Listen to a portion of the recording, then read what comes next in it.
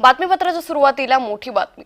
यवत नेमकी कुणी पेटवलं? यवतच्या दंगलीची चौकशी करणार मुख्यमंत्री देवेंद्र फडणवीसांनी काल यवत दौऱ्यानंतर हे वक्तव्य केलेलं आहे। त्यामुळे यवत कुणी पेटवलं या संदर्भातली या दंगलीची संपूर्ण चौकशी करणार असे आदेश यावेळी मुख्यमंत्री देवेंद्र फडणवीसांनी दिले।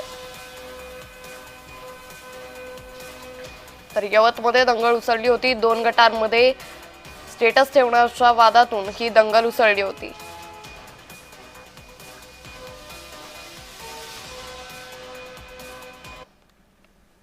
तर यवतमध्ये नेमकं काय घडलं यावर एक नजर टाकूयात।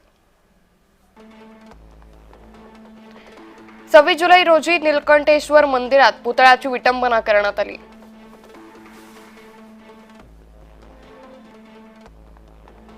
पुतळ्याच्या विटंबनेनंतर तणावाचं वातावरण होतं।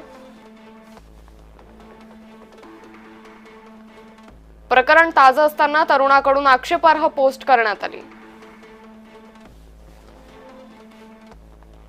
आक्षेपार्ह पोस्टमुळे यवतमध्ये तणाव वाढला। आक्षेपार्ह पोस्टमुळे वातावरण तापलं।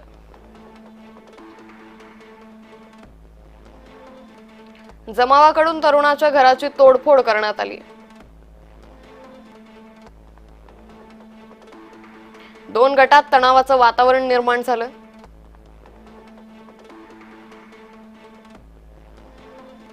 जमावाकडून तोडफोड आणि जाळपोळही करण्यात आली।